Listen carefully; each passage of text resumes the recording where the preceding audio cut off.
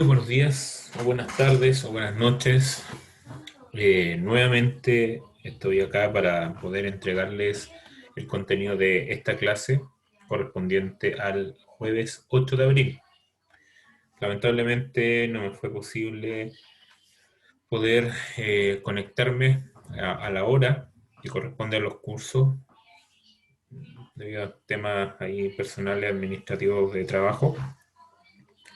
Así que la opción y la posibilidad está para que podamos, eh, que ustedes puedan ver, digamos, la clase correspondiente a esta semana, que se refiere a hipertensión, endocarditis y pacientes trasplantados o trasplantes.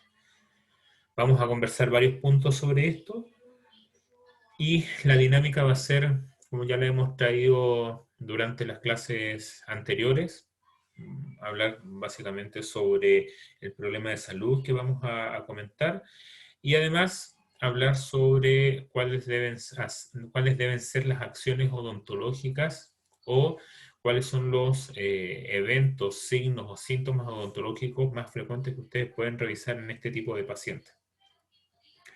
Hablar en detalle y hablar algunas cosas respecto a medicamentos que se utilizan para estas enfermedades o las reacciones adversas a los medicamentos. Eso ustedes ya se supone que lo manejan o lo tendrían que manejar de las clases de farmacología. Por lo tanto, algunos conceptos respecto a esos tópicos los vamos a pasar un poco más rápido de lo normal para que de esa forma ustedes puedan llevar su estudio a las necesidades de la misma clase. ¿Qué significa? Que la clase es una base sobre la cual se construye el conocimiento que buscamos alcanzar. ¿Ok? No es el todo. Entonces, vamos a comenzar. Bueno, como les dije, el objetivo de la clase es revisar o identificar la manifestación clínica de condiciones de hipertensión, endocarditis y pacientes trasplantados, evaluar las repercusiones en el territorio maxilofacial respecto a las situaciones antes mencionadas y razonar en relación a signos y síntomas de condiciones mencionadas con el fin de establecer un diagnóstico, pronóstico y plan de tratamiento. Eso llevado a la parte odontológica. Entonces, este dibujo lo encontré súper interesante porque de alguna forma eh, te muestra la interrelación que tienen los distintos componentes o los distintos sistemas en un organismo. Cada parte que se trabaja en cierto órgano va a repercutir en el órgano que está a su vecindad y además cada parte, cada órgano, cada sistema va a poder establecer, digamos, una relación causal con potencialmente la patología que se provoca o se produce en otra zona del cuerpo. Está todo interconectado, así como la red que aparece atrás. Y es tan así como podríamos nosotros pensar de que hay alguna patología que es solamente de origen del sistema cardíaco, del sistema sanguíneo, del tejido de la sangre, pero principalmente lo que vamos a ver es que la hipertensión considera más bien una situación de un conjunto, ¿ya? Un conjunto de situaciones que repercuten en la alza de presión. ¿Ya? Vamos a hablar algo respecto a definición, fisiopatología y epidemiología en una primera parte. ¿Ya? Entonces, como para ir definiendo lo que es la hipertensión, siguiente diapositiva, ahí sí. Entonces, para ir definiendo la hipertensión o la tensión arterial como primera base que tenemos que conocer, es el factor dominante que hace posible la circulación sanguínea. O sea, si el órgano responsable de esto, que es el corazón, no tiene la fuerza necesaria para poder eh, impulsar la sangre hacia el resto del organismo, no hay presión arterial. La hipotensión se puede deber a distintos factores, al igual que la hipertensión, pero una causa principal o una causa inicial, podríamos decir, corresponde a la salud cardíaca. Entonces la presión arterial, como ya les dije, la tensión arterial es el factor dominante que hace posible esta circulación. Ahora sí, disculpen. Y es la fuerza producida por la contracción ventricular.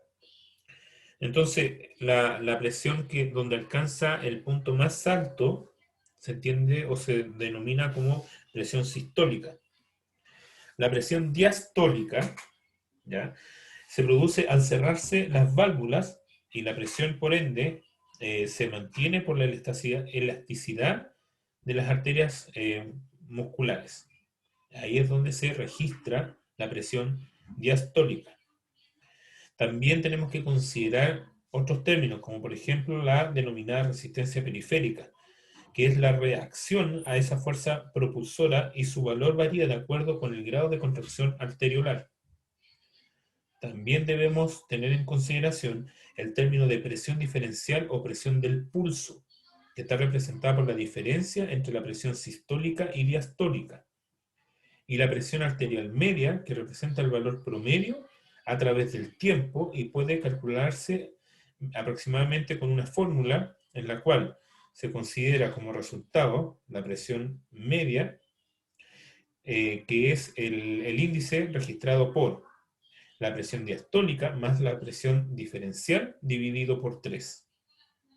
¿Okay? Entonces, en la regulación de la presión arterial intervienen muchos factores, ¿ya?, numerosos factores, desde el sistema cardiovascular, el sistema endocrino, neurológico, renal. Entonces, ¿podríamos pensar en una causa única, exclusiva de esta? No. Por lo tanto, la hipertensión arterial como signo significa la elevación de los valores tensionales por encima de los aceptados como normales. Vamos a ver que está todo esto normado en una, valga la redundancia, normativa clínica, en una guía clínica del Ministerio de Salud de Chile, y que menciona la clasificación y la evaluación de tratamiento de los pacientes que tienen hipertensión arterial. Se los voy a entregar como documento para que ustedes lo puedan leer y estudiar. Entonces, se conoce entonces como enfermedad hipertensiva al síndrome constituido por los signos y síntomas derivados de esa situación, con repercusión especial sobre algunos sectores denominados órganos blancos. Es decir, el órgano blanco va a ser todo órgano en el cual va a haber un efecto producto de la enfermedad o de la situación de salud en la cual se está estudiando o el cual el paciente tiene. Es por eso que ustedes pudiesen tener un paciente que va a su consulta dental y va a hacerse un chequeo, una evaluación. Permiso, déjenme arreglar la señal de internet. Ahora sí, creo. Ya. Ahora sí. Entonces, ustedes debiesen registrar los datos de presión arterial de sus pacientes, con mayor razón en aquellos que relatan padecer de hipertensión, o inclusive aquellos que dicen tomar algunos medicamentos que ustedes saben que pueden ser para el tratamiento de la hipertensión. Por ejemplo, el atenolol, la misma aspirina de 100 gramos. Entonces, si el paciente dice, ya, yo consumo esos remedios, y ustedes le preguntan, ¿pero usted es hipertenso? No, es que de repente me duele la cabeza y mi amiga, mi amigo tomaba esto y me ha hecho súper bien. Entonces hay que tener sospechas sobre eso. Cada paciente que ingresa a su consulta y relata tener hipertensión, ustedes deberían de sospechar de que hay algo ahí y por ende tomar registro de su presión arterial cada vez que el paciente asista. ¿Ok? Siempre eso es súper importante. Entonces, el órgano blanco que les mencionaba recién es el órgano donde se va a ver afectado, donde va a haber una manifestación de esa hipertensión. En el caso del territorio estomatognático, recuerden cuáles son las características o el área donde nosotros tenemos capacidad de acción indicada por nuestra profesión de manera específica, y lo digo así de manera específica porque pudiésemos ir un poco más allá y debemos ir un poco más allá de solamente la boca. podríamos tener un paciente con epistaxis frecuentes, cefaleas. Podríamos tener pacientes con gingivorragia. También pudiésemos tener, vamos a ver más adelante, pacientes con alteración al gusto, etc. Entonces, de esa manera, ustedes pueden suponer cuál es el estado de salud del paciente. Eventualmente tiene algún derrame ocular. Y todo ese conjunto lo tienen que hacer sospechar de que el paciente padece de una hipertensión. La descripción fisiopatológica, ahora, de esta hipertensión no es tan fácil o no es tan simple de poder entregarla, debido a que la elevación de la presión arterial no representa esa enfermedad específica, aislada, ya que se conecta con distintos trastornos que afectan los mecanismos de homeostasis cardiovascular. Y por lo tanto, podemos decir de que puede tener una causa, por ejemplo, en el sistema renal, sistema renina-angiotensina, que modula la presión arterial. Quizás hay un problema en la absorción de líquidos o de sales y que genera un aumento de estos mismos en la circulación. Quizás hay un problema, no sé, de causa genital, sanguínea, etcétera, que puede estar provocando una alza de presión, consistencia de la misma sangre, etcétera, o cardiovascular en la resistencia de las paredes vasculares, por ejemplo. Sin embargo, es útil caracterizar esta hipertensión como el trastorno generalizado que puede ser inducido por una causa solitaria identificable o por varias alteraciones primarias. Esta identificación que les menciono, no precisamente ustedes no la van a tener que realizar. ¿Ya? Ustedes como cirujano dentista, como dentistas generales que van a hacer cuando se titulen, lo que van a tener que realizar es la correcta derivación con el médico especialista. El médico especialista va a ser quien pueda evaluar al paciente en base a los antecedentes que ustedes le entreguen. Por eso que la clase anterior, y siempre voy a estar repitiendo lo mismo, es que la derivación con un médico no significa decir quiero que me evalúes el caso y dime cómo está, sino que considera que ustedes le entreguen información que ustedes pesquisan, que la relacionen con la acción clínica que ustedes van a hacer en sus pacientes, y el profesional al cual ustedes derivan les va a decir, ¿sabes qué? Sí, lo que tú planificas está bien, yo te sugiero que puedas incluir esto para que tu plan de tratamiento tenga el pronóstico que tú ya ideaste o que tú ya pensaste. De esa manera, ustedes van a poder hacer una correcta derivación a su paciente. Entonces, yo les mencionaba cuáles pueden ser algunos mecanismos ¿ya? En la regulación de la homeostasis de la presión arterial, se los insinué. ¿Cuáles serían estos? El sistema de receptores de alta presión o varoreceptores arteriales, alguna falla en eso. Sistema de receptores de baja presión o receptores cardiopulmonares. La excreción renal de agua y sal, el sistema humoral auricular, el sistema renina-angiotensina-aldosterona, que también ya se los mencioné, las prostaglandinas renales y el sistema del óxido nítrico. ¿Ok? Entonces, de esa manera podemos generar o estudiar una hipertensión causada por un factor único, ¿ok? En donde la gran mayoría de las variantes de la enfermedad hipertensiva pueden considerarse una desviación del balance homeostático normal del sistema circulatorio. Y la hipertensión causada por trastornos múltiples, bueno, su nombre lo dice. Ahí usted tiene que hacer una anamnesis correcta, completa y clara de lo que significa o cuál es la causa de la hipertensión que presenta su paciente. Respecto a la epidemiología, podemos decir que la prevalencia de hipertensión arterial en la población general de adultos puede rondar, y esto obviamente dependiendo de cada grupo poblacional, cada región del mundo, puede variar desde el 20 al 30%. Y este porcentaje puede ser aún más elevado en los mayores de 60 años. por las causas que seguramente ustedes conocen en fisiología, le explicaron en anatomía, por la alimentación, por la cantidad de aterosclerosis que puede tener el paciente, etc. En este grupo etario llega a cifras superiores al 50% en los pacientes de 60 años. La gran mayoría de los hipertensos corresponde entonces a la categoría de hipertensión leve. Vamos a ver que la clasificación eventualmente en cada país puede variar según los índices de presión arterial que se consideren. En Chile existe la normativa respecto a pacientes con hipertensión y lo vamos a ver más adelante. Esta situación en que la mayoría de los pacientes con su hipertensión mal controlada, y lamentablemente es así, ya ustedes van a ver muchos pacientes que tienen una hipertensión no controlada, se sienten bien y dejan de tomar todas sus pastillas. Tengo un caso familiar directo en que dicen, si me dan pastillas yo no me las tomo y me voy a lo natural.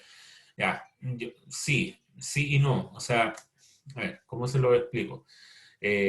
Uno de mis ejemplos, digamos, a seguir y que me motivó a estar en esto, que estoy ahora frente a ustedes, entre comillas, frente a ustedes, mi profe de patología en la universidad era un tipo seco, seco, seco, pero ultra seco el tipo, pero era muy dedicado y a mí me llamaba la atención porque en ese minuto era como raro ver en un momento de la historia en que las terapias alternativas eran bastante infrecuentes o raras de ver.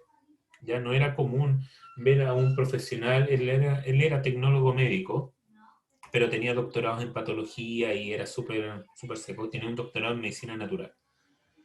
Eh, y ver pacientes, por ejemplo, que se casan con esa opción sin pensar o sin evaluar la parte biológica, orgánica, no sé, de algo más concreto, no sé, yo personalmente prefiero de que el paciente pueda ser visto por un profesional más tradicional, un médico, y pueda complementar esas terapias tradicionales y ojalá no tomase tanto fármaco, ojalá, pero si es que los índices se mantienen y todo lo demás se mantiene, no por una autodecisión del paciente. Pero bueno, dicho eso, la situación de la automedicación o de los no controles debe evaluarse a la luz de los resultados obtenidos reiteradamente por cada estudio epidemiológico y también según lo que ustedes puedan pesquisar en cada una de sus atenciones con sus pacientes.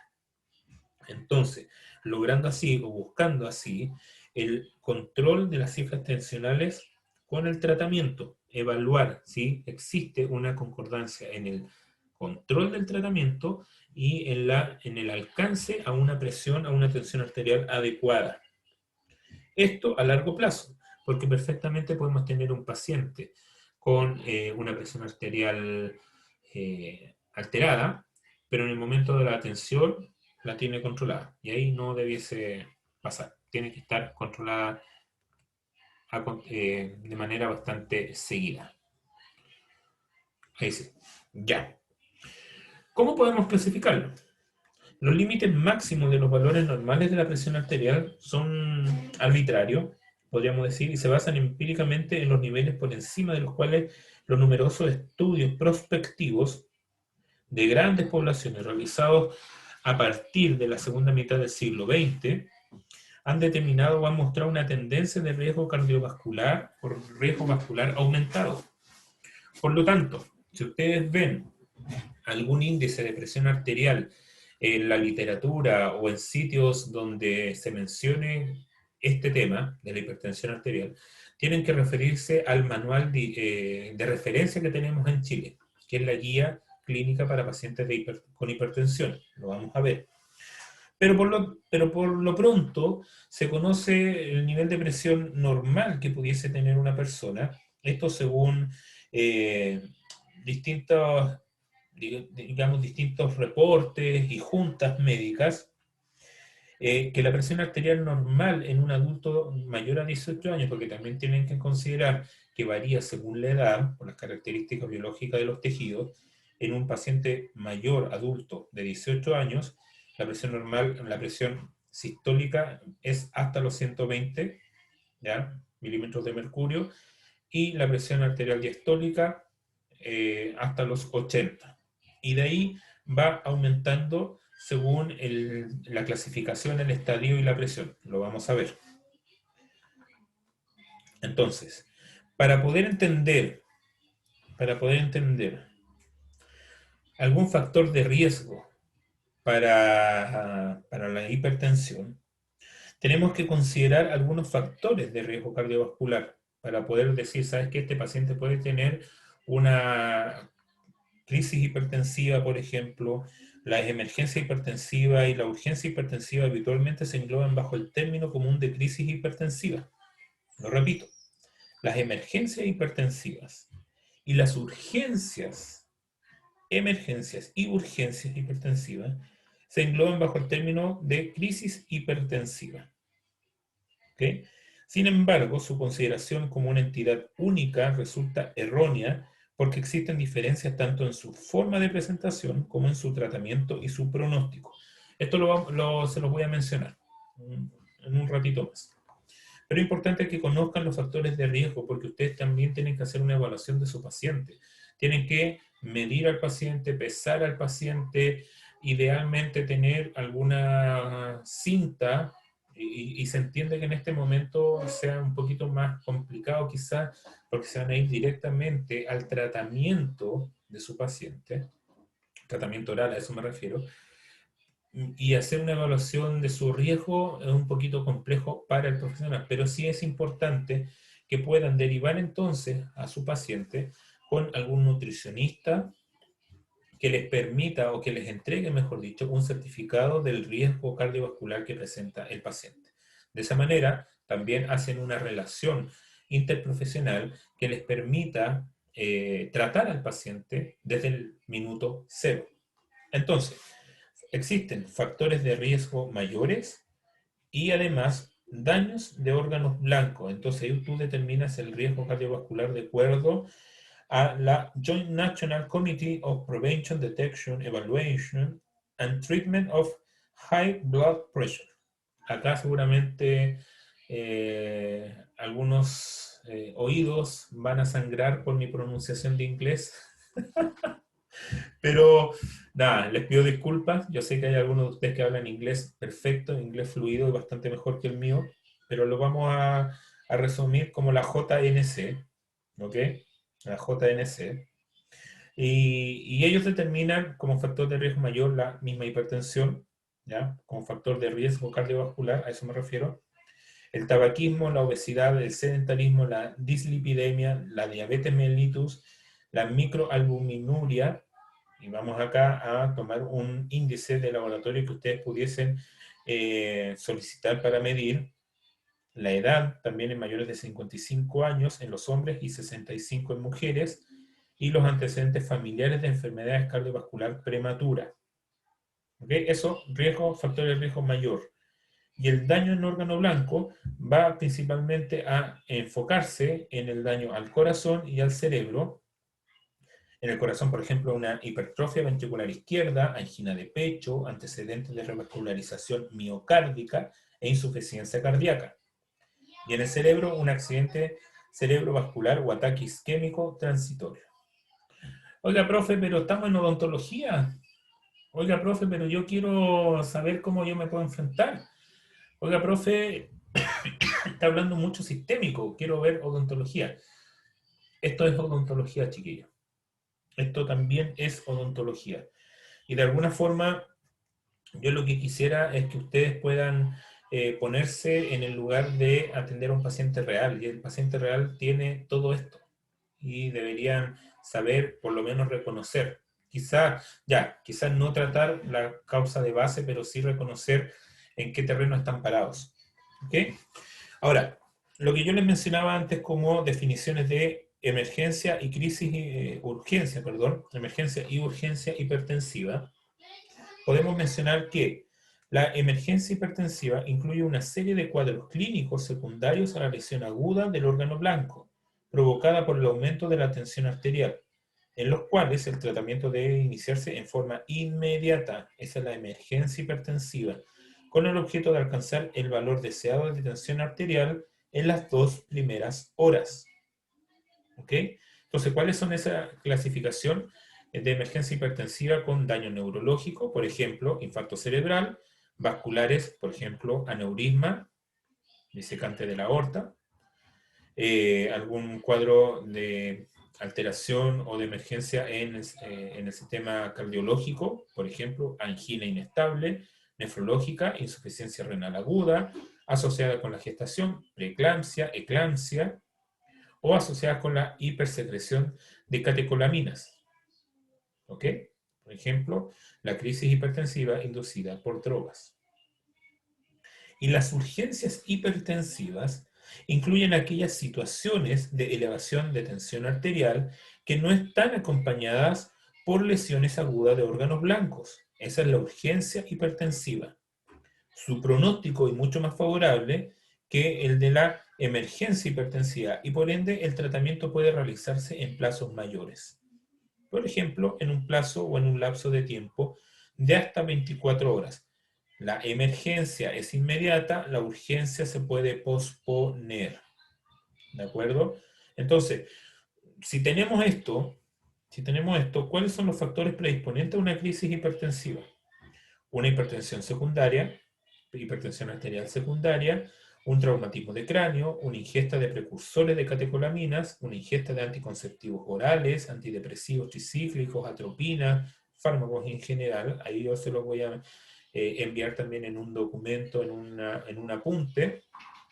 Quemaduras graves, vasculitis, esclerosis, lupus eritematoso, entre otras. O situaciones de tensión emocional aguda. Es decir, cuando ella te dice que no. O él te manda a la friendzone. No sé, por decir algo. ¿Ya? No, obviamente esas situaciones no te tienen que poner a una crisis hipertensiva. Obviamente hay situaciones más complejas como las que estamos viviendo ahora. Justamente estamos en reuniones de internado y viendo el nivel de casos que hay. Hoy 9.100 y pico de casos COVID. Entonces, cuando tienes a alguien que ha pasado por esto, sí te genera una crisis, te podría generar una crisis hipertensiva, ¿ya? Y ahí hay que tener ojo, mucho, mucho, mucho ojo.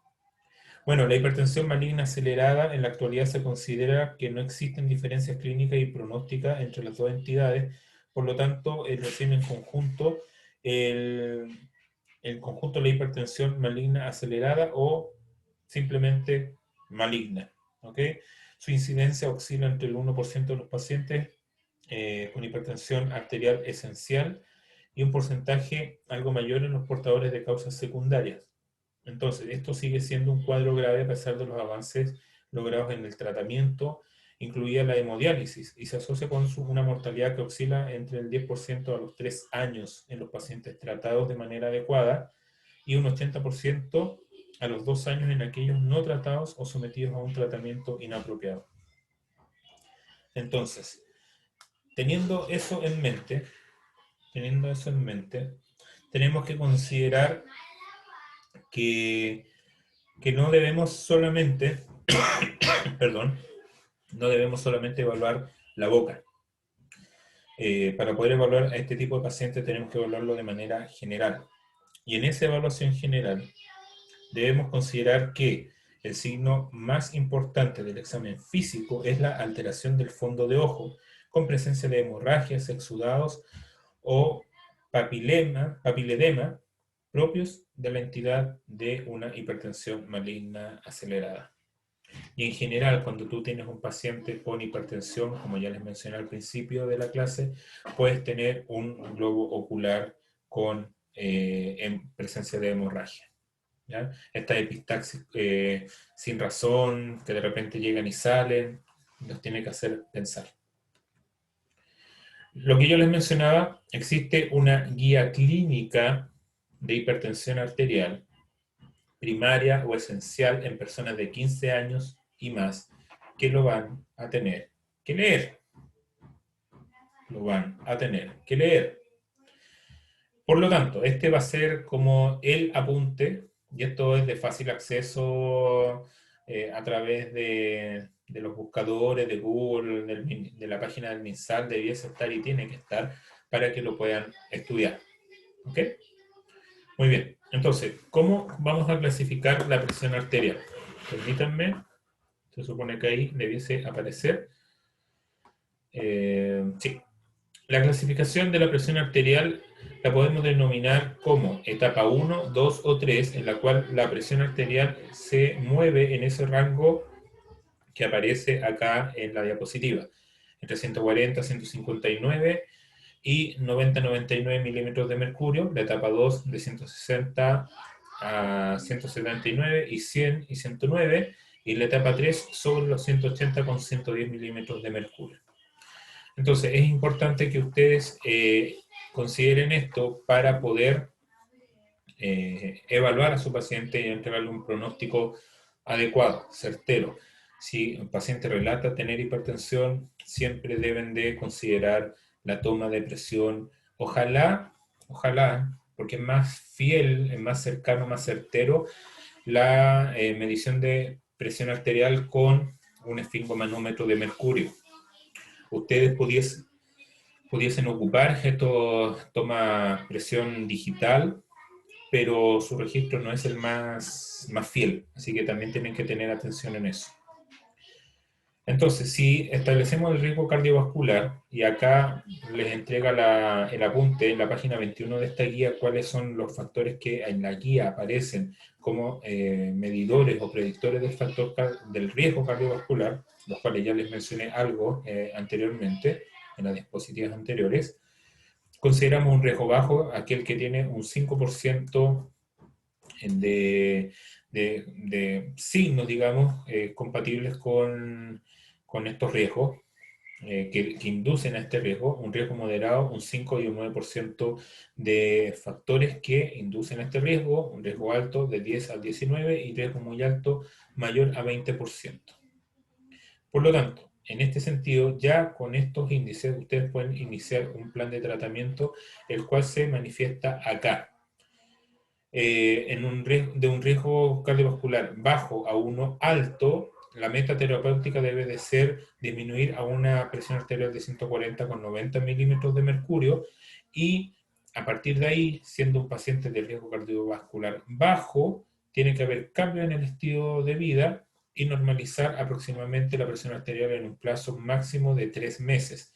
En cambio, si es un riesgo cardiovascular alto, va a tener la necesidad de iniciar un tratamiento farmacológico combinado más el cambio de estilo de vida, y esto se normalizaría eventualmente la presión arterial en 3 meses. Bueno, acá el riesgo cardiovascular muy alto, diabetes y además nefropatía proteinúrica, tiene esta meta terapéutica y los pasos que ya les había mencionado. Por lo tanto, lo que tenemos acá es que finalmente lo que se alcanza, lo que se tiene que alcanzar es que en un plazo máximo de 6 meses desde el diagnóstico de la hipertensión arterial tiene que estar resuelto esa presión, y finalmente después llega solo a un seguimiento.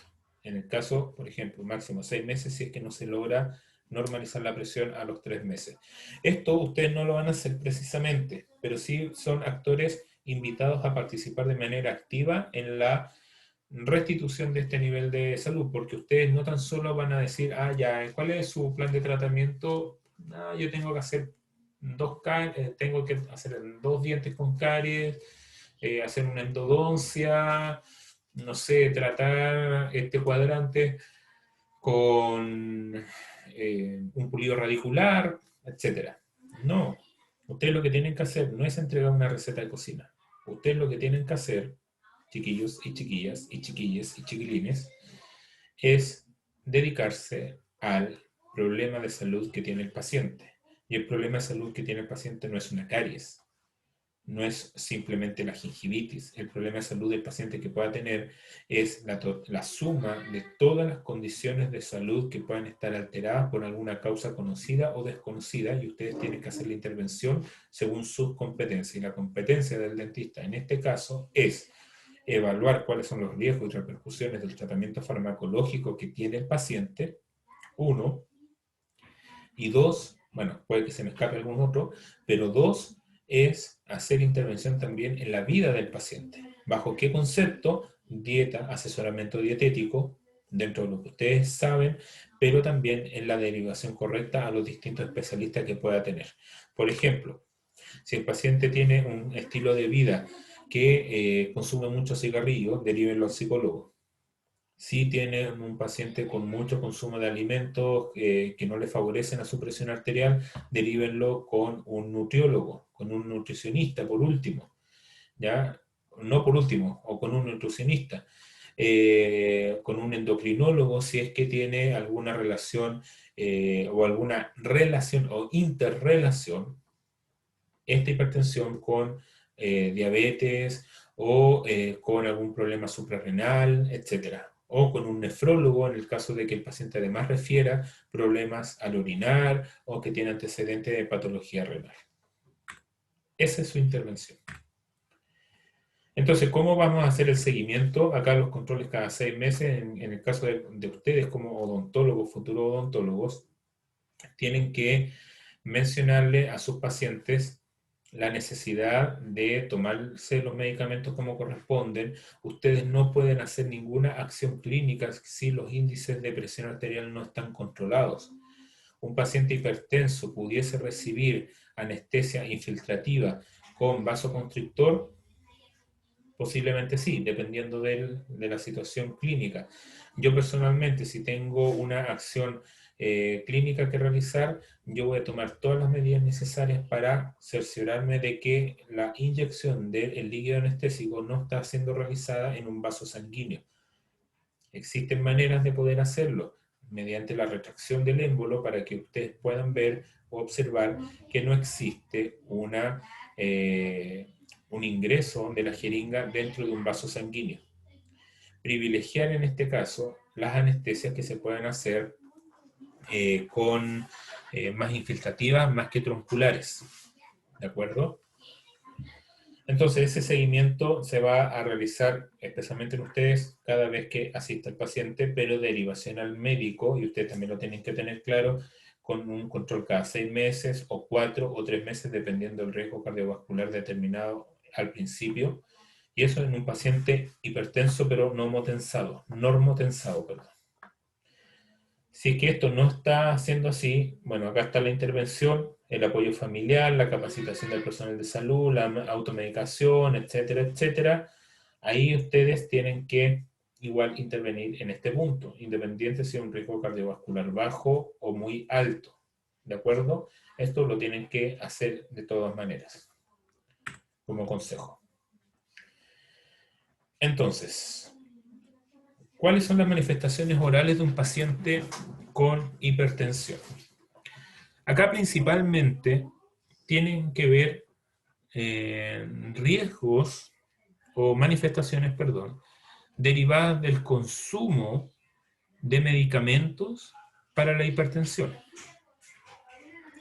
Acá no tiene que ver tanto o no hay un índice alto de manifestaciones orales de la hipertensión por la enfermedad o por este síndrome en general que es la hipertensión. Puede haber hiposalivación debido a la falla en la producción de saliva por las glándulas salivales, lo que provoca una alteración en el gusto de los pacientes, debido a que ustedes conocen cuáles son las propiedades de la saliva y permite una mayor captación de los receptores o por parte de los receptores localizados en las papilas gustativas. Puede haber una reacción liquenoide también. La reacción liquenoide es una reacción de hipersensibilidad en la cual se genera una manifestación similar a lo que es un líquen plano. Pero ¿cómo ustedes pueden determinar la diferencia entre un líquen plano y una reacción liquenoide? Porque clínicamente se observa igual, es a través de la localización de esta lesión, de esta red que se observa ahí, más áreas que se encuentran ulceradas, como por ejemplo la que aparece ahí. No sé si se alcanza a ver. Voy a tratar de hacerlo con el puntero. Ahí. ¿Observan? Todo esto que está localizado acá. Úlcera. Estas estrías que se localizan acá forman parte de un infiltrado inflamatorio subepitelial. Y eso es lo que genera.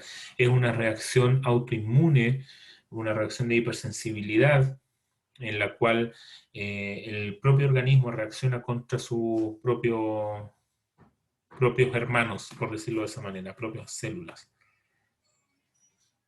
Y además, esa manifestación, voy a devolver mejor, ya, esa reacción liquenoide, el tratamiento ustedes la pudiesen tomar o determinar con glucocorticoides, con una orobase que se manda a preparar, en la cual el paciente se coloca una especie de gel en la boca y esto baja la reacción de las células inmunitarias. Vamos a conversar esto en la clase de retroalimentación de la próxima semana, del próximo jueves. Otra manifestación típica es la hiperplasia gingival. También ustedes pueden tener esto. Acá tienen que tener claro cuál es el término de hiperplasia e hipertrofia. Entonces, esos son conceptos básicos que debiesen manejar. Otra manifestación muy típica es la presencia de aftas o también del pemfigoide buloso o pemfigoide ampollar.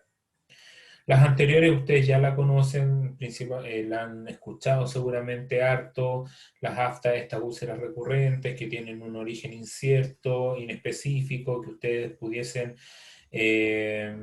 no reconocer directamente de qué se trata, pero, o sea, de qué se trata su origen, mejor dicho, pero la manifestación es esta, existen la diferencia entre afta mayor y afta menor, el tratamiento más bien es sintomático hasta que pueda desaparecer, simplemente desaparecer sin tratamiento, o se coloca un poquito de calmafta, que es una especie de anestésico local, anestésico superficial, y se coloca ahí y chao, listo. No es más que eso, y va a desaparecer. El pemfigoide buloso o ampollar, que aparece acá, es una enfermedad cutánea o mucosa poco común que provoca la formación de ampollas grandes y llenas de líquido. Estas ampollas se desarrollan en áreas de piel, ¿ya? O áreas mucosas, en las cuales es más frecuente o más común en los adultos mayores.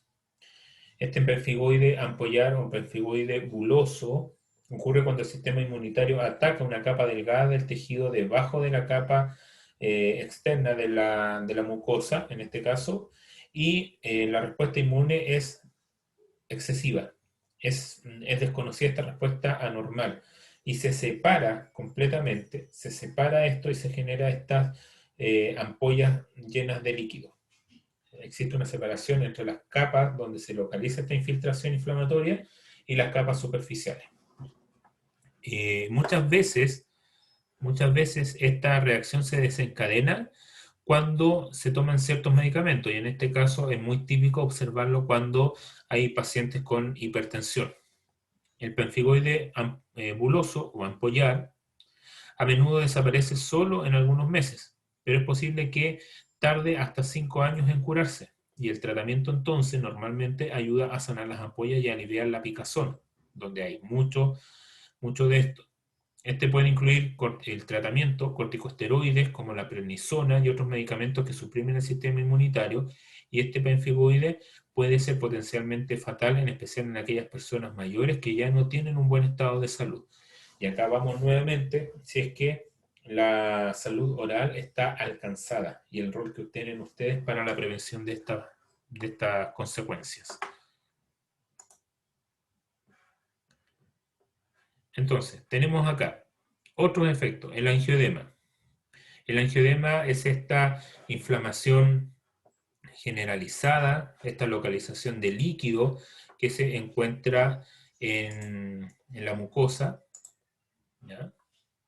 Déjenme ver acá que algo pasó. Ya. Te estaba escuchando algo que había pasado acá en la casa. Bueno, entonces, en el angioedema se localiza esta reacción, básicamente una reacción inflamatoria, una inflamación alérgica, en la cual se localiza, de esta manera se observa con un aumento de volumen, puede ser súbito, es bien delimitado y generalmente se sitúa en el labio, en el ojo o en otra zona de la cara. Los episodios recurrentes o repetidos de angioedema que se prolongan durante menos de 6 semanas se denominan agudos, mientras que los que duran más de este tiempo se denominan crónicos. ¿Cuáles son las causas? Pueden haber alergias, y acá vamos al tema de los medicamentos que se utilizan, alguna causa física, alguna transfusión, enfermedades autoinmunes, vasculitis, causas hereditarias o las típicas desconocidas. Entonces, ¿cuáles son los síntomas? Consiste en esta inflamación, en este aumento de volumen, a veces asimétrico o generalmente asimétrico de una zona localizada del cuerpo, como lo vemos acá en la fotografía, lo vemos directamente en el labio. Y acá es donde tienen que tener ojo, porque puede afectar y comprimir la laringe, produciendo dificultad respiratoria que puede comprometer la vida. Entonces, teniendo esto, tienen que hacer digamos, un ataque directo, rápido, en este tipo de situaciones. La afectación del aparato digestivo puede producir dolor abdominal, acompañado de náuseas o vómitos. Entonces, el alérgeno, que en este caso sería una reacción alérgica, puede producir episodios de alergia mucho más graves, pudiendo llegarse a una anafilaxia con colapso circulatorio y la muerte. Entonces, ¿cómo se diagnostican? Bueno, acá es necesario hacer distintas pruebas cutáneas para saber cuál es la reacción y cuál es el alérgeno que ocasiona esta reacción de angioedema. ¿Se puede evitar? Sí, por supuesto. O sea, el evitarse finalmente va a ser a través de un correcto anamnesis y ustedes no estén tratando a sus pacientes sin saber qué es lo que puede y qué es lo que no puede tomar. El tratamiento consiste básicamente en evitar el alérgeno, decirle al paciente que, o derivarlo obviamente a su médico, porque ustedes no van a entregarle una receta por un antihipertensivo y decirle, ¿sabe qué, doctor? Yo le receté esto. No. El paciente relata consumir tal medicamento, yo considero que usted tiene o considero evaluar la posibilidad de cambiar el fármaco, pues el paciente relata padecer de eventos de angioedema localizado con ciertas características y este es el tiempo de aparición y de comportamiento de esta reacción. Así de completo. El tratamiento con antihistamínicos reduce el número de brotes y el ardor, ese picor asociado, y en ocasiones cuando no son suficientemente eficaces, la adición de otras medicinas, por ejemplo, antihistamínicos anti-H2 como la cimetidina, la dapsona u otros corticoides, durante un corto espacio de tiempo pueden ser de utilidad. En la urticaria crónica, pueden ser útiles otros tratamientos como la administración de ciclosporina, en este caso angioedema crónico, administración de ciclosporina o nuevos medicamentos dirigidos a la inmunoglobulina E, como el omalizumab. Todos los MAP, todos los que terminan en MAP pudiesen ayudar en este tratamiento. Ahora, cuando se tiene esta reacción en el angioedema, se puede utilizar además agua fría para hacer aseo, para poder controlar la sensación de ardor, aplicar compresas frescas y húmedas en las zonas afectadas, intentar trabajar o dormir en una habitación con una temperatura fresca y utilizar ropa poco apegada o poco pegada al cuerpo. Y eso va a ayudar a tener una mejor relación con esta manifestación. El eritema multiforme, en este caso, es una enfermedad de la piel principalmente, con una presentación aguda o crónica recurrente o crónica recurrente de naturaleza inmunológica, que se caracteriza por este tipo de lesiones eritematosas, el eritema o la lesión eritematosa, estas lesiones rojas que aparecen acá, o vesículas o ampollas de las mucosas, ¿de acuerdo? Se pueden desencadenar después de una infección o de la exposición nuevamente a fármacos. Si ustedes se van dando cuenta acá, la mayoría o la gran consecuencia que puede presentar un paciente con hipertensión son las reacciones adversas a los medicamentos. La condición del eritema multiforme varía desde una erupción leve, autolimitada, como eritema multiforme menor, a una forma grave o mortal como el eritema multiforme mayor. que también involucra a las membranas mucosas. Esta forma severa puede estar relacionada con el síndrome de Stevens-Johnson. La forma leve es mucho más común que la forma severa y el diagnóstico se confirma por una biopsia que pudiesen tomar. La forma leve se presenta con prurito, ¿ok? Estas placas o parches rojos que aparecen acá simétricamente dispuestos a partir de las extremidades y a menudo toma la apariencia de una lesión clásica en diana como un anillo rojo alrededor de un centro pálido. Anillo rojo, centro pálido. Anillo rojo, centro pálido. Anillo rojo, centro pálido. ¿Ok?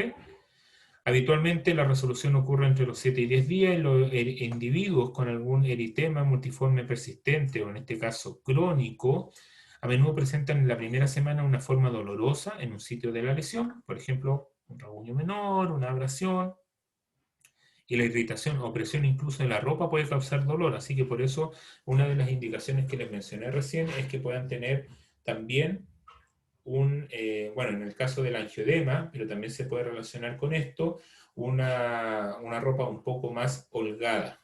El eritema multiforme sí es autolimitado, eso lo tienen que tener súper claro, y desaparece con frecuencia espontáneamente y no requiere ningún tratamiento específico o dirigido de manera particular al eritema multiforme. La conveniencia de la terapia con glucocorticoides puede ser a veces incierta, ya que es difícil determinar si el curso estará autolimitado o no en este sentido, o con este tratamiento. Y lo que ya les mencioné desde el principio, las alteraciones del gusto, principalmente por la sensación de boca seca, producto de la serostomía que se puede tener, producto o a causa o a consecuencia de la administración de fármacos antihipertensivos.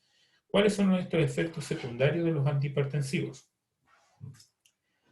Los efectos secundarios se pueden resumir ahí. Por ejemplo, algún fármaco de origen o que tenga relación con un bloqueador de los canales de calcio. Tenemos hiposalivación y por ende, y por derivación, alteraciones del gusto y además eritema multiforme con hiperplasia gingival. Otro, por ejemplo, el antagonista de los receptores de angiotensina 2 tiene principalmente edema angioneurótico y así sucesivamente se distribuyen, donde ustedes observan que la mayor tasa se localiza en la hiposalivación. Luego, por derivación, las alteraciones al gusto. Y la que tiene, o la que tendría menor incidencia sería el edema angioneurótico, con estos índices que aparecen ahí. Ahora voy a hablarles un poco sobre la endocarditis infecciosa. Se denomina endocarditis infecciosa a la infección del endocardio, grandes pensadores, generalmente valvular, producida por gérmenes, es decir, bacterias, clamidias, riquecias, microplasmas, micobacterias u hongos, y la infección del endotelio de los grandes vasos, como por ejemplo la aorta, la arteria pulmonar y el conducto arterioso, donde se produce un cuadro clínico de endarteritis, ¿ok? Indistinguible de la endocarditis infecciosa. ¿Qué quiero decir con esto?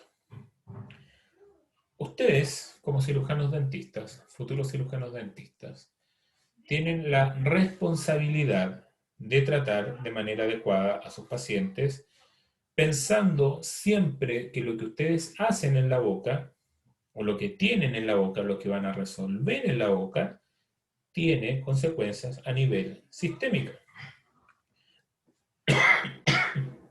Por lo tanto, lo que ustedes deben de tener en cuenta es que para acciones que consideran el ingreso de bacterias al torrente sanguíneo, deben de tener en cuenta la posibilidad de la administración de antibióticos para prevenir esta colonización de bacterias en estos sitios en donde pues, se puede producir una endocarditis. El pasaje de gérmenes, entonces, puede ocurrir en situaciones cotidianas, y acá estamos hablando desde el simple cepillado, y por eso también es que ustedes deben de mantener o tratar de llevar al paciente a la mantención de una salud oral adecuada, desde el cepillado, la masticación, el bruxismo, entre otras. Las cirugías o los procedimientos odontológicos, principalmente.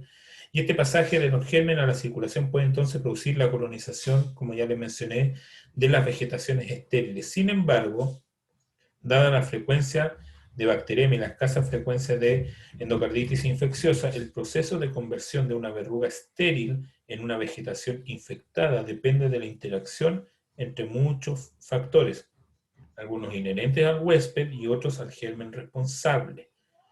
Las vegetaciones, ojo aquí, con este término, las vegetaciones tienen que ver con un área de crecimiento alterado o anormal de un tejido del organismo. Y este crecimiento puede ser colonizado por estas bacterias, siendo posible una colonización no infecciosa o infecciosa dependiendo de la interacción de los distintos factores que permitan que estas bacterias crezcan y provoquen esa infección. Y es ahí donde se produce la endocarditis infecciosa. Como síntesis o como resumen podríamos decir que para que se produzca la endocarditis infecciosa se requiere una lesión endotelial, un estado de hipercoagulabilidad local con desarrollo de vegetaciones estériles. ¿Ya? Entonces ahí tenemos otro test para evaluar o solicitarle una evaluación al paciente y si tiene riesgo de producir una endocarditis infecciosa.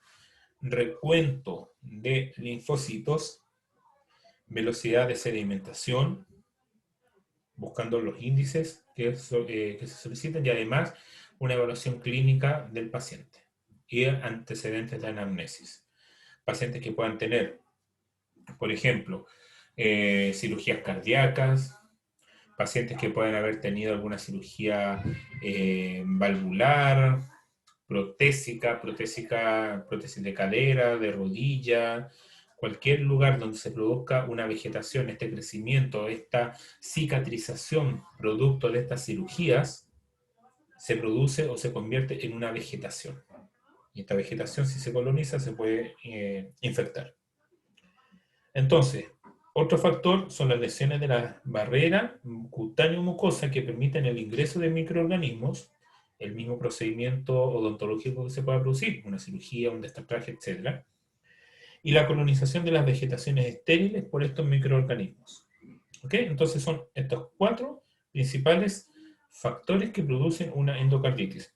Lesión endotelial, un estado de hipercoagulabilidad local con desarrollo de vegetaciones estériles, lesiones en la barrera cutáneo-mucosa y la colonización de las vegetaciones. Etiología, entonces, hablando de la etiología. En el 80% de los casos, la endocarditis infecciosa es producida por el estreptococo o estafilococo. Con menos frecuencia, la infección se debe a otros gérmenes o agentes como el de enterococo, algunos gram negativos, anaerobios u hongos, y en un 5% a un 10%, y entre un 5 y un 10%, no se puede identificar el germen responsable, situación que se conoce como endocarditis con hemocultivos negativos. Es en este punto, chiquillos, es en este punto cuando ustedes se tienen que poner a pensar por qué se produce finalmente una endocarditis con hemocultivo negativo o cuando ustedes no encuentran la causa. O cómo pueden encontrar la causa, o cómo pueden ser directos en el tratamiento a esa causa.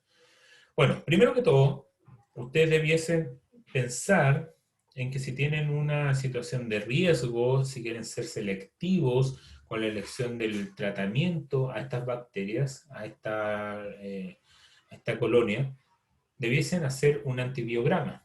Con ese antibiograma localizan exactamente qué tipo de bacteria es y cuál es el tratamiento más indicado para esta, Pero si tiene un hemocultivo negativo, se puede deber, por ejemplo, a una antibioterapia previa al momento de hacer el cultivo, y por ende están falseando el registro.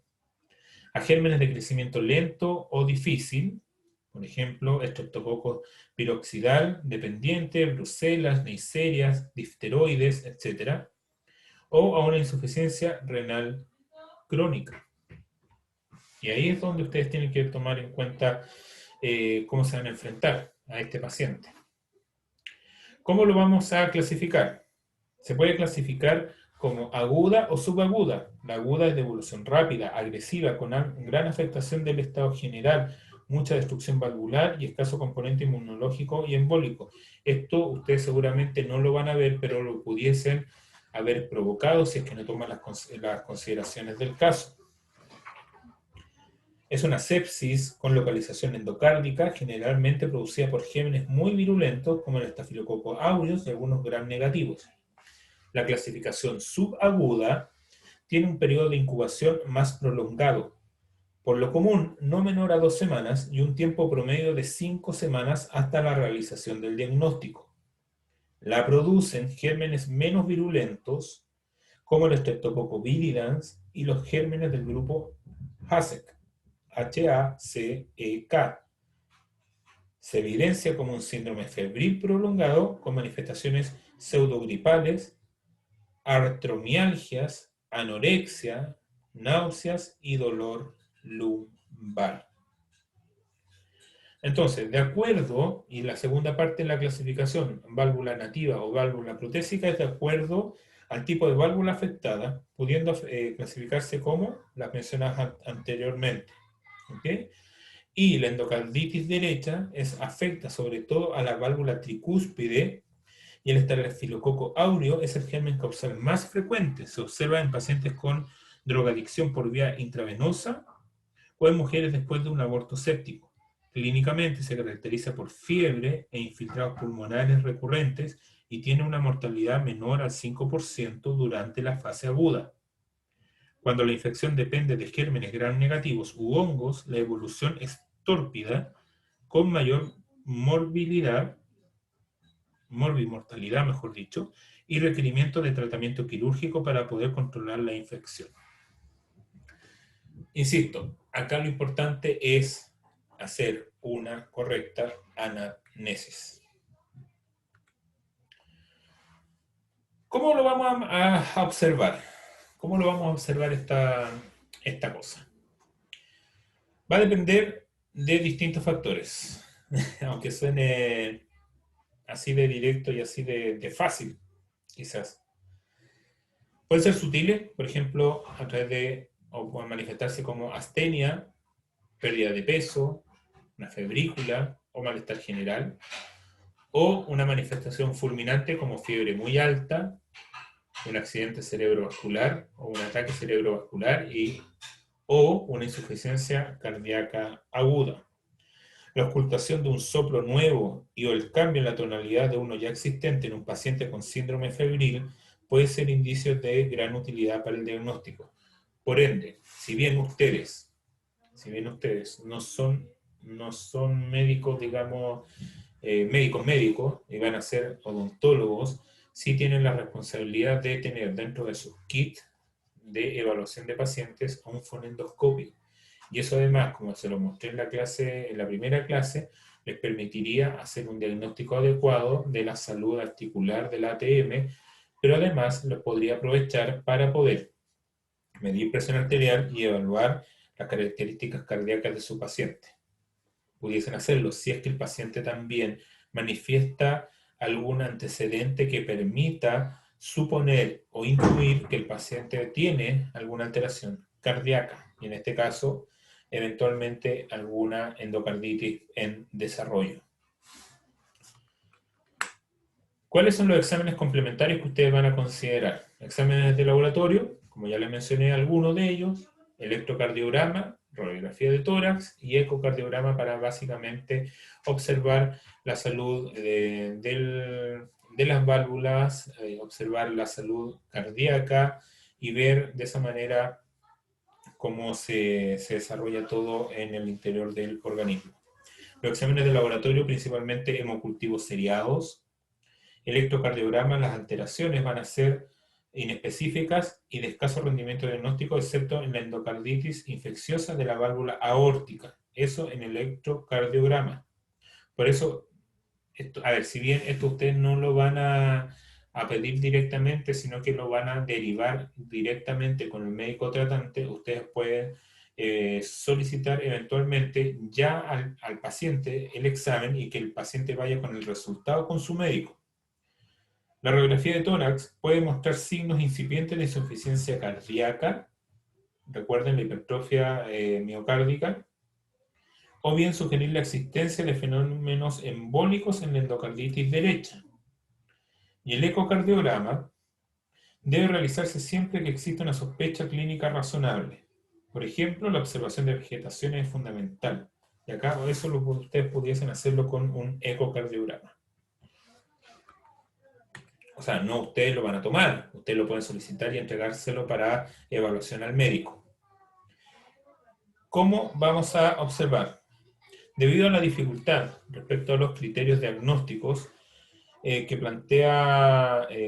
se plantea, digamos, en la literatura, los criterios diagnósticos, considerando los parámetros más reconocidos de una clasificación o de las clasificaciones que se han utilizado, estratifican a los pacientes en 3 niveles de probabilidad: definitiva, posible o rechazada. Y ahí ustedes tienen que evaluar todos los antecedentes para poder determinar si es que es posible, si es que ya es definitiva o si es que el paciente no lo tiene.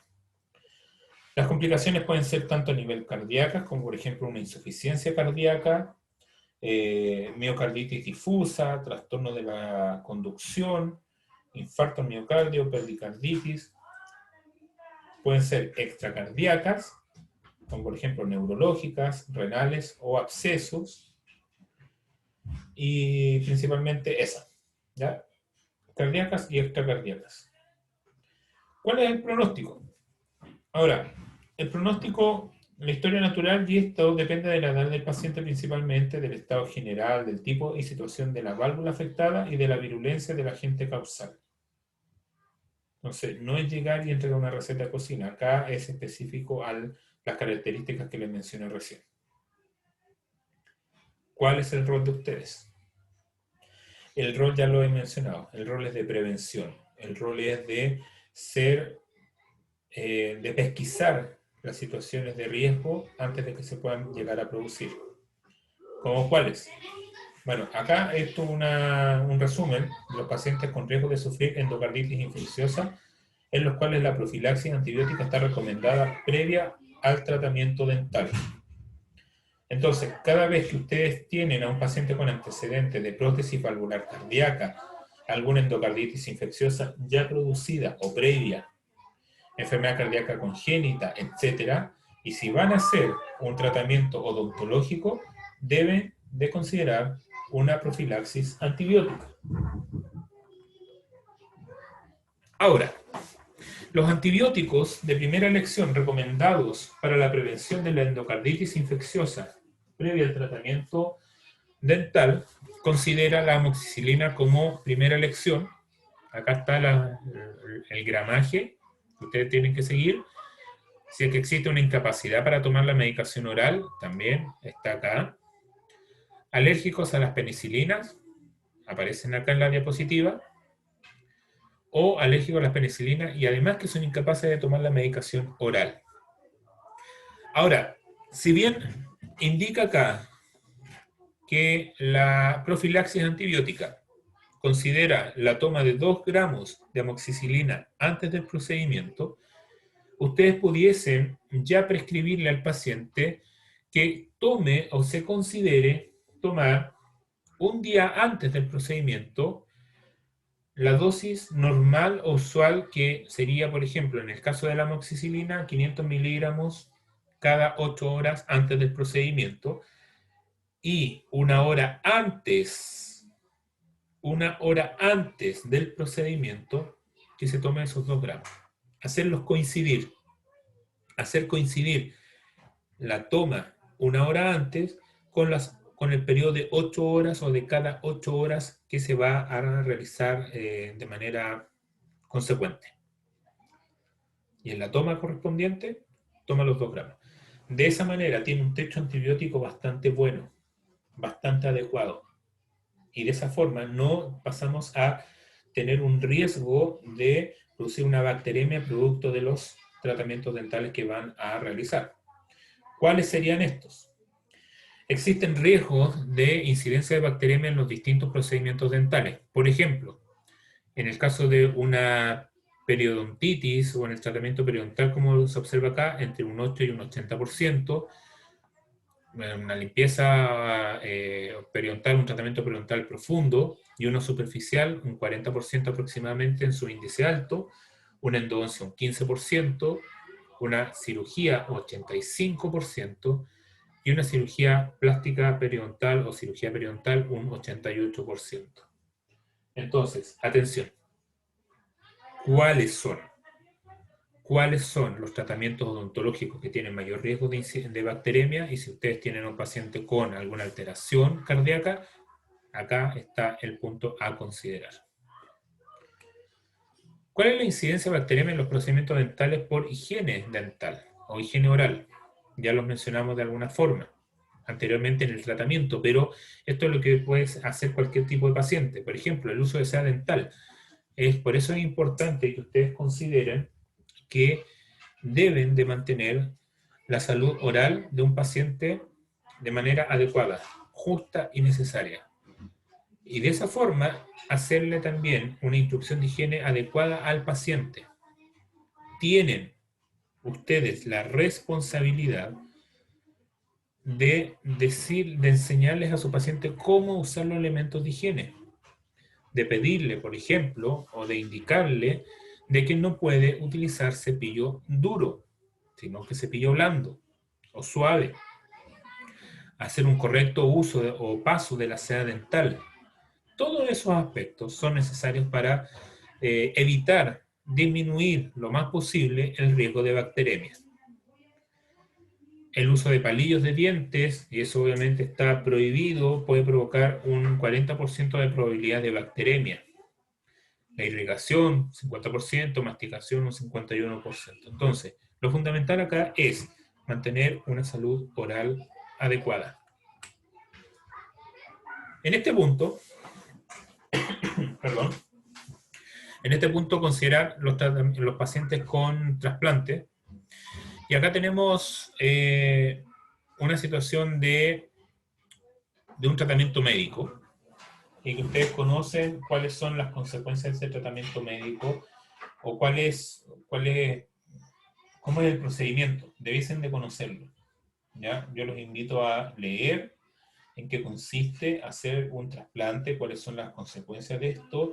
Seguramente ustedes ya la conocen, así que esa parte la voy a dejar ahí.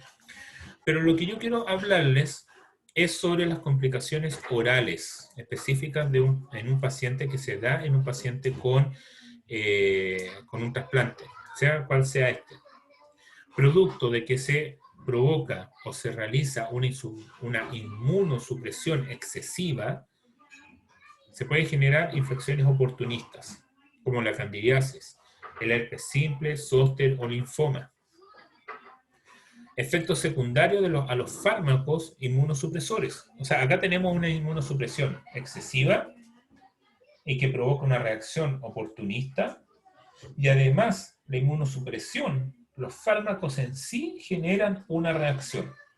¿Cuáles son esas reacciones o cuáles son las consecuencias de esa reacción? Sangrado, infección producto o en relación a lo anterior, ulceraciones, equimosis o hiperplasia gingival, según lo que ya mencionamos respecto a los efectos adversos a los medicamentos, a los RAM, que genera esta hiperplasia gingival. O también podemos encontrar fracasos del mismo injerto, en los cuales se llega a producir una estomatitis urémica, sangrado o petequias. Por eso es importante que ustedes puedan tener a su paciente con un adecuado control odontológico primero que todo. para poder evitar todos estos riesgos de sangrado, riesgos de infección, candidez y tener la boca lo más sana posible antes de que el paciente pueda hacerse el trasplante, sea del órgano que sea. Pero de aquí tenemos una reacción general también. Cuando un órgano no se adapta bien al organismo trasplantado, existe una reacción de rechazo, ¿cierto? Ustedes la conocen. Y es por eso que la inmunosupresión va a eliminar esa posibilidad, porque enmascara las señales, por decirlo, o enmascara el canal de identidad del órgano objetivo con el del órgano o del organismo a donde se aloja este órgano objetivo. Por lo tanto, existe una reacción que se llama enfermedad oral crónica de injerto contra hospedero o injerto contra huésped, en la cual, en este caso, es una complicación frecuente tras el trasplante que se puede producir en cualquier órgano, especialmente en las células hematopoyéticas. Principalmente se da en este caso. Se desarrolla en más del 70% de los pacientes, por lo general, en un plazo de 6 a 12 meses del trasplante. La piel y la boca son los sitios implicados con mayor frecuencia y en algunos casos la boca puede ser la primera o la única zona afectada. Entonces, si ustedes pesquisan esto a principio, a tiempo, pueden inclusive salvarle la vida al paciente. Atención si el paciente ha sido trasplantado hace poco tiempo. De 6 a 12 meses se puede llegar a producir. Entonces, puede oscilar desde no ser dolorosas estas lesiones hasta ser tan dolorosas como para que se dificulte el comer y el hablar. Ahora, ¿cómo puede estar presente esta reacción injerto contra hospedero en la boca? Se puede presentar de manera muy similar a una enfermedad como el líquen plano, que varía entre parches similares, así como esta red blanca, con zonas erosivas o zonas ulceradas, ¿ok? Lo que implica con frecuencia o donde se localiza en la lengua y en la parte interior de las mejillas. Estas lesiones pueden causar molestias porque hay mucho dolor, especialmente con los alimentos picantes, ácidos o estos alimentos un poquito más crunchy, más crujientes. Puede afectar las glándulas salivales, lo que ya les comenté, provocando serostomía. Puede provocar también presencia o generación de ampollas en el paladar o en el interior de los labios. En raras ocasiones, pues, estos pacientes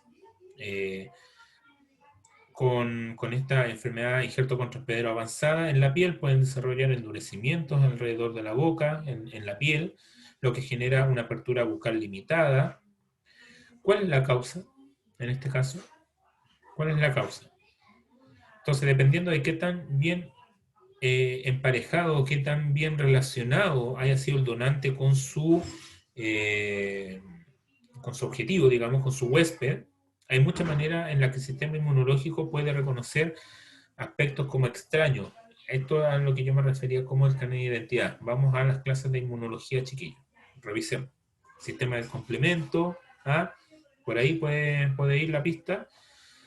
Mientras que en este caso, una enfermedad injerto contra hospedero oral se ve en mayor grado en trasplantes con una adaptación no del todo correcta, donde todavía puede desarrollarse incluso en situaciones de emparejamiento ideal. O sea, acá se puede llegar y producir de cualquier manera.